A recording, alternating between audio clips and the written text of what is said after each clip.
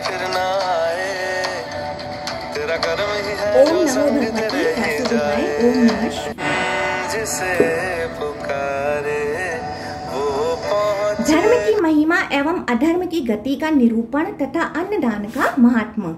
मुनियों ने कहा, भगवान आप संपूर्ण धर्मों के ज्ञाता तथा सब शास्त्रों के ज्ञान में निपुण हैं। कृपया बताइए, पिता, माता, पुत्र, गुरु, जाति वाले, संबंधी और मित्र वर्ग, इनमें से कौन मरने वाले प्राणी के विशेष सहायक होता है? लोग तो मृतक के शरीर को काठ और मिट्टी के ढेले की भांति छोड़कर चल देते हैं, फिर परलोक में कौन उसके साथ जाता है?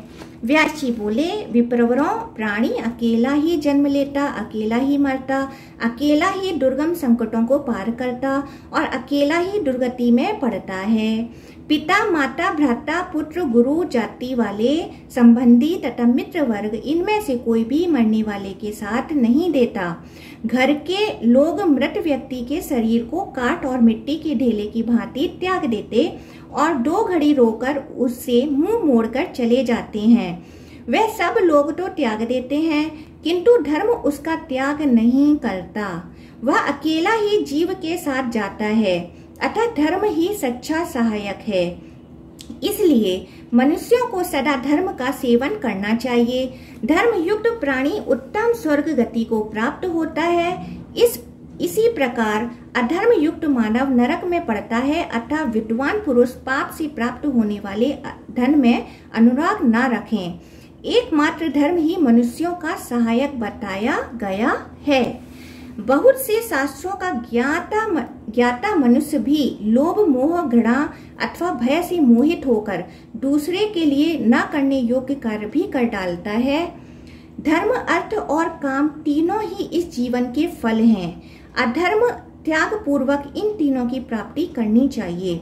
मुनियों ने कहा, भगवान आपका यह धर्म युक्त वचन जो परम कल्याण का साधन है, हमने सुना। अब हम यह जानना चाहते हैं कि यह शरीर किन तत्वों का समूह है। मनुष्यों का मरा हुआ शरीर तो स्थूल से सूक्ष्म अव्यक्त भाव को प्राप्त हो जाता है, वह नेत्रों का विषय नहीं रह जाता, फिर धर्म कैसे उसके साथ जाता है? व्यास जी बोले, पृथ्वी, वायु, आकाश, जल, तेज, मन, बुद्धि और आत्मा, ये सदा साथ रहकर धर्म पर दृष्टि रखते हैं। ये समस्त प्राणियों के शुभ कर्मों के निरंतर साक्षी रहते हैं। इनके साथ धर्म जीव का अनुसरण करता है। जब शरीर से प्राण निकल जाता है, तब त्वचा, हड्डी, मांस, वीर्य और रक्त भी उस शरीर को छोड़ देते हैं। उस समय जीव धर्म से युक्त होने पर ही इस लोक और परलोक में सुख एवं अबुद्धि को प्राप्त होता है। मुनियों ने पूछा, भगवान आपने यह भली भांति समझा दिया कि धर्म किस प्रकार जीव का अनुसरण करता है। अब हम यह जानना चाहते हैं कि शरीर के कारणभूत वीर्य की उत्पत्ति कैसे होती है। व्यास जी ने कहा, द्विजवरों, शरीर में स्थित जो पृथ्वी, वायु, आकाश, जल, तेज और मन के अधिष्ठाता देवता हैं, वे जब अन्न ग्रहण करते हैं और उससे मन सहित पृथ्वी आदि 5 भूत तृप्त होते हैं, तब उस अन्न से शुद्ध वीर्य बनता है। उस वीर्य में कर्म प्रेरित जीव आकर निवास करता है। फिर स्त्रियों के रज में मिलकर वह समय अनुसार जन्म ग्रहण करता है। पुण्यात्मा प्राणी इस लोक में जन्म लेने पर जन्म काल से ही पुण्य कर्म का उपभोग करता है। वह धर्म के फल का आश्रय लेता है। मनुष्य यदि जन्म से ही धर्म का सेवन करता है तो सदा सुख का भागी होता है। यदि बीच बीच में कभी धर्म और कभी अधर्म का सेवन करता है तो वह सुख के बाद दुख भी पाता है। पाप युक्त मनुष्य यमलोक में जाकर महान कष्ट उठाने के बाद पुनः तिर्यक योनि जन्म लेता है। मोह युक्त जीव जिस जिस कर्म से जिस जिस योनि में जन्म लेता है उसे बतलाता हूँ, सुनो। पराई स्त्री के साथ संभोग करने से मनुष्य पहले तो भेड़िया होता है, फिर क्रमशः कुत्ता, सियार, गीदड़, सांप, कौआ और बगुला होता है। जो पापात्मा काम से मोहित होकर अपनी भौजाई के साथ बलात्कार करता है वह 1 वर्ष तक नर कोकिल होता है। मित्र, गुरु तथा राजा की पत्नी के साथ समागम करने से कामात्मा पुरुष मरने के बाद सुअर होता है। 5 वर्षों तक सूअर रहकर मरने के बाद 10 वर्षों तक बगुला, 3 महीनों तक चींटी और 1 मास तक कीट की योनि में पड़ा रहता है। इन सब योनियों में जन्म लेने के बाद वह पुनः कृमि योनि में उत्पन्न होता और 14 महीनों तक जीवित रहता है। इस प्रकार अपने पूर्व पापों का क्षय करने के बाद वह फिर मनुष्य योनि में जन्म लेता है। जो पहले एक को कन्या देने की प्रतिज्ञा करके फिर दूसरे को देना चाहता है, वह भी मरने पर कीड़े की योनि में जन्म पाता है। उस योनि में वह 13 वर्षों तक जीवित रहता है। फिर अधर्म का क्षय होने पर वह मनुष्य होता है। जो देव कार्य अथवा पितृ कार्य न करके देवताओं और पितरों को संतुष्ट किए बिना ही मर जाता है, वह कौआ होता है। 100 वर्षों तक कौए की योनि में रहने के बाद वह मुर्गा होता है। तत्पश्चात 1 मास तक सर्प की योनि में निवास करता है। उसके बाद वह मनुष्य होता है। जो पिता के समान बड़े भाई का अपमान करता है, वह मृत्यु के बाद क्रौंच योनि में जन्म लेता है और 10 वर्षों तक जीवन धारण करता है। तत्पश्चात मरने पर वह मनुष्य होता है। शूद्र जातीय पुरुष ब्राह्मणी के साथ समागम करने पर कीड़े की योनि में जन्म लेता है। उससे मृत्यु होने पर वह सूअर होता है। सूअर की योनि में जन्म लेते ही रोग से उसकी मृत्यु हो जाती है। तदंतर वह मुख पूर्वोक्त पाप के ही फलस्वरूप कुत्ते की योनि में उत्पन्न होता है। उसके बाद उसे मानव शरीर की प्राप्ति होती है। मानव योनि में संतान उत्पन्न करके वह मर जाता है और चूहे का जन्म पाता है। कृतघ्न मनुष्य मृत्यु के बाद जब यमराज के लोक में जाता है, उस समय क्रूर यमदूत उसे बांधकर भयंकर दंड देते हैं। उस दंड से उसको बड़ी वेदना होती है। दंड, मुद्रण, शूल, भयंकर अग्निदंड, असीपत्रवन, तप्त वालुका तथा कूट सालमली आदि अन्य बहुत सी घोर यातनाओं का अनुभव करके वह संसार चक्र में आता और कीड़े की योनि में जन्म लेता है। 15 वर्षों तक कीड़े रहने के बाद मानव गर्भ में आकर वहां जन्म लेने के पहले ही मर जाता है। इस प्रकार सैकड़ों बार गर्भ में मृत्यु का कष्ट भोगकर अनेक बार संसार बंधन में पड़ता है। तत्पश्चात वह पशु पक्षियों की योनि में जन्म लेता है। उसमें बहुत वर्षों तक कष्ट उठाकर अंत में वह कछुआ होता है। दही की चोरी करने से मनुष्य बगुला और मेढक होता है। फल मूल अथवा पुआ चुराने से वह चींटी होता है। जल की चोरी करने से कौआ और कांसा चुराने से हरियल पक्षी होता है। चांदी का बर्तन चुराने वाला कबूतर होता है और सुवर्ण में पात्र का अपहरण करने से कृमि योनि में जन्म लेना पड़ता है। रेशम का कीड़ा चुराने से मनुष्य वानर होता है। वस्त्र की चोरी करने से तोते की योनि में जन्म होता है। साड़ी चुराने वाला मनुष्य मरने के बाद हंस होता है। रुई का वस्त्र हड़प लेने वाला मानव मृत्यु के पश्चात क्रौंच होता है। सन का वस्त्र, ऊनी वस्त्र तथा रेशमी वस्त्र चुराने वाला मनुष्य खरगोश होता है। चूर्ण की चोरी करने से मनुष्य दूसरे जन्म में मोर होता है। अंगराग और सुगंध की चोरी करने वाला लोभी मनुष्य छुछुंदर होता है। उस योनि में 15 वर्षों तक जीवित रहने के बाद जब पाप का क्षय हो जाता है, तब वह मनुष्य योनि में जन्म ग्रहण करता है। जो स्त्री दूध की चोरी करती है वह बगुली होती हैं। जो नीच पुरुष स्वयं सशस्त्र होकर वैर से अथवा धन के लिए किसी शस्त्रहीन पुरुष की हत्या करता है, वह मरने पर गधा होता है। गधे की योनि में 2 वर्षों तक जीवित रहने के बाद वह शस्त्र द्वारा मारा जाता है। फिर मृग की योनि में जन्म लेकर सदा उद्विग्न बना रहता है।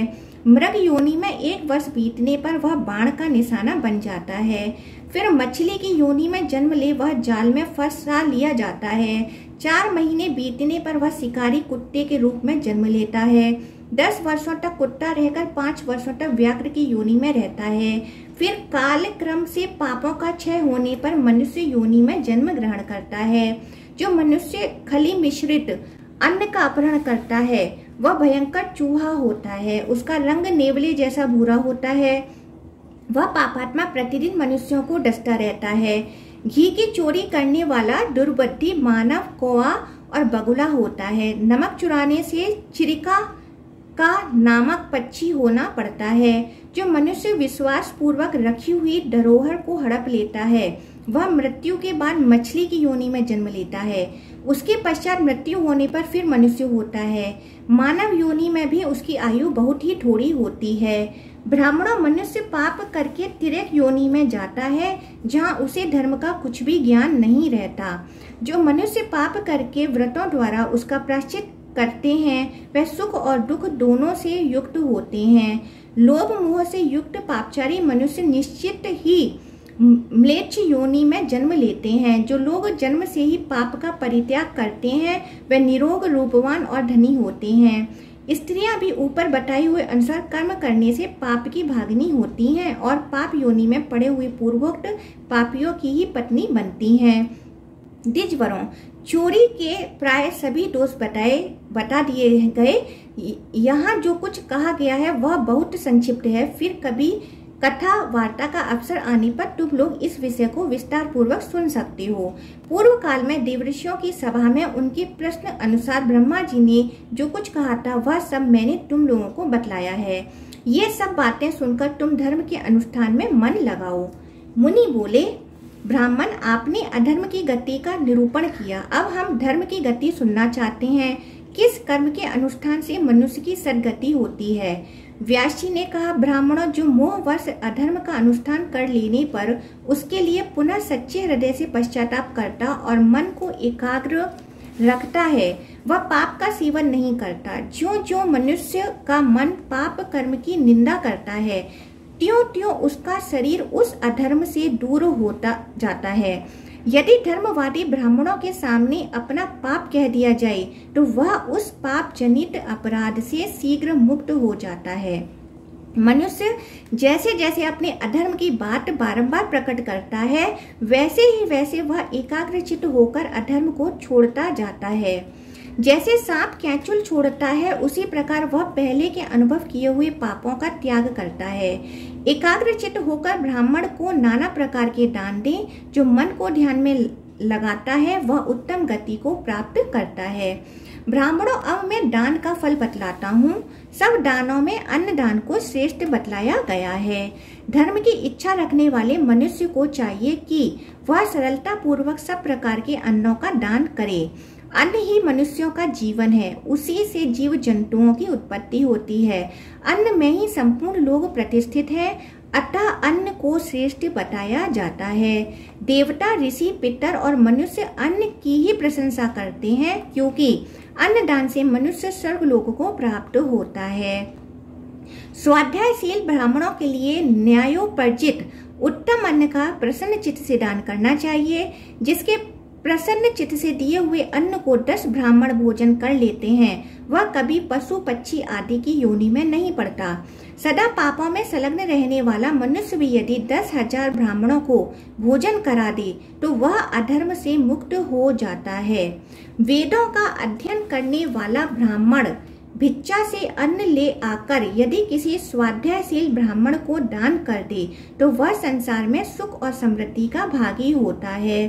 जो क्षत्रिय ब्राह्मण के धन को हानि न पहुंचाकर न्यायतः प्रजा का पालन करते हुए अन्न का उपार्जन करता है और उसे एकाग्रचित्त होकर श्रोत्रिय ब्राह्मण को दान देता है, वह धर्मात्मा है और उस पुण्य के जल से अपने पाप कंक को धो डालता है। अपने द्वारा उपार्जित खेती के अन्न से 6ठा भाग राजा को देने के बाद जो शेष शुद्ध भाग बच जाता है, वह अन्न यदि वैश्य ब्राह्मण को दान करे तो वह सब पापों से मुक्त हो जाता है। जो शूद्र प्राणों को संशय में डालकर और नाना प्रकार की कठिनाइयों को सहकर भी अपने द्वारा उपार्जित शुद्ध अन्न को ब्राह्मण के निमित्त दान करता है, वह भी पापों से छुटकारा पा जाता है। जो कोई भी मनुष्य श्रेष्ठ वेद वेता ब्राह्मण को हर्ष पूर्वक न्यायोपार्जित अन्न का दान करता है, उसका पाप छूट जाता है। संसार में अन्न बल की वृद्धि करने वाला है, उसका दान करने से मनुष्य बलवान बनता है। सत्पुरुषों के मार्ग पर चलने से सब पाप दूर हो जाते हैं। दानवेता पुरुषों ने जो मार्ग बताया है और जिस पर मनीषी पुरुष चलते हैं, वही अन्नदाताओं का भी मार्ग है, उन्हीं से सनातन धर्म है। मनुष्य को सभी अवस्थाओं में न्यायोपार्जित अन्न का दान करना चाहिए, क्योंकि अन्न सर्वोत्तम गति है। अन्न दान से मनुष्य परम गति को प्राप्त होता है। इस लोक में उसकी समस्त कामनाएं पूर्ण होती हैं और मृत्यु के बाद भी वह सुख का भागी होता है।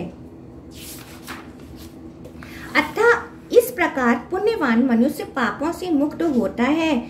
अतः अन्याय रहित अन्न का दान करना चाहिए। जो गृहस्थ सदा प्राण अग्निहोत्र पूर्वक अन्न भोजन करता है वह अन्न दान से प्रत्येक दिन को सफल बनाता है। जो मनुष्य वेद न्याय धर्म और इतिहास के ज्ञाता 100 विद्वानों को प्रतिदिन भोजन कराता है वह घोर नरक में नहीं पड़ता और संसार बंधन में भी नहीं बंधता, अपितु संपूर्ण कामनाओं से तृप्त हो मृत्यु के बाद सुख का भागी होता है। इस प्रकार पुण्य कर्म से युक्त मनुष्य निश्चिंत होकर आनंद का भागी होता है। उसे रूप कीर्ति और धन की प्राप्ति होती है। ब्राह्मणों, इस प्रकार मैंने तुम्हें अन्नदान का महान फल बतलाया। यह सभी धर्मों और दानों का मूल है। ओम नमो भगवते वासुदेवाय। ओम नमः शिवाय।